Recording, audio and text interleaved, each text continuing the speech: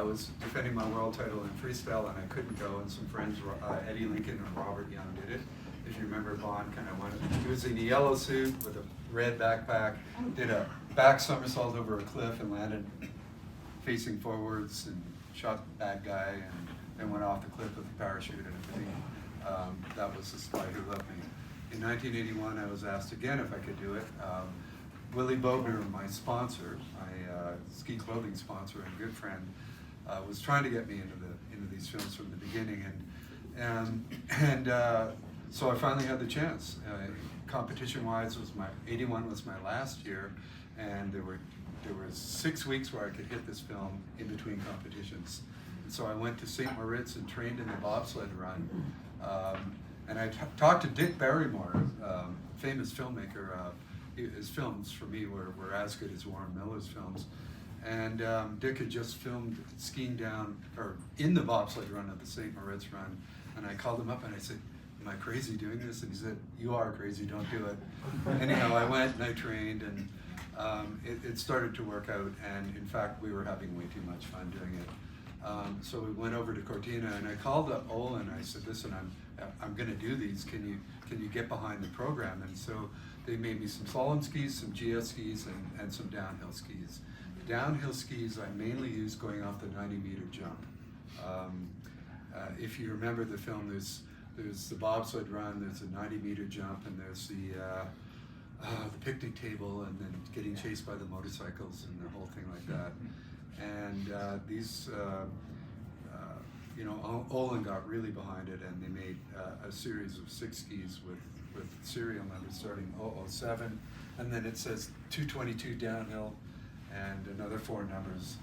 And yeah, so these are the real thing. Wow. Yeah.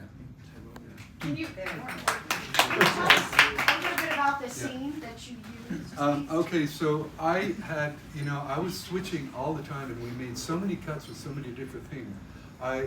With so many different takes, I think I used every ski on every take. I did, almost. Like I was switching around, trying to find the right ski for the right thing. I tried these originally in the bobsled runs. There were so many different takes. We filmed for 6 weeks continuously, right? And I was switching between the skis, so I can't really remember what ski was used in what scene when they actually. I'd have to go and dissect the movie and look at it. But for the most part, I was using these on the ski jump. How far did you go on the ski jump? Well, that was really interesting. If you actually look on the film, a Nordic jumper, which I used to do when I was a kid, I used to get out of my skis when I couldn't afford a pair of jumping skis. I was sponsored, my mother was sponsored by Tony Seiler skis, and I got a set of those, and I had leather buckle boots, okay? Wow. All right, and I used to unbuckle all my buckles and then lean out over them, and anyhow, so I used to Nordic jump. But sorry, what was the question again? How far did you go off? Oh yeah, how far did I go? So I was a Galandi jumper as well, right? So that means like going off this. So I knew both styles of jumping.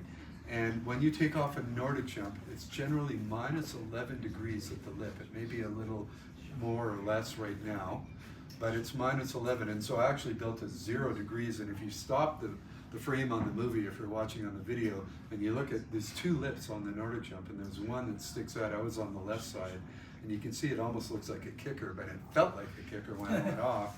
But the idea in this scene was there's a bad guy at the bottom in a Mercedes with a rifle and a scope, and he wants to shoot me, and I have to jump. So the Nordic jumper, or sorry, the traditional ski jumper gets out in front of me, all right? And so we had to train this together, side by side, and I went right above this guy as soon as I took off, because my whole thing was when I went up, I went way up, and his whole thing was he went way out, and so I had to kind of come down like this, and he kept on going, and then we landed together, and I have to give him a shoulder and an elbow. Yeah, it was fun. So how far did you jump?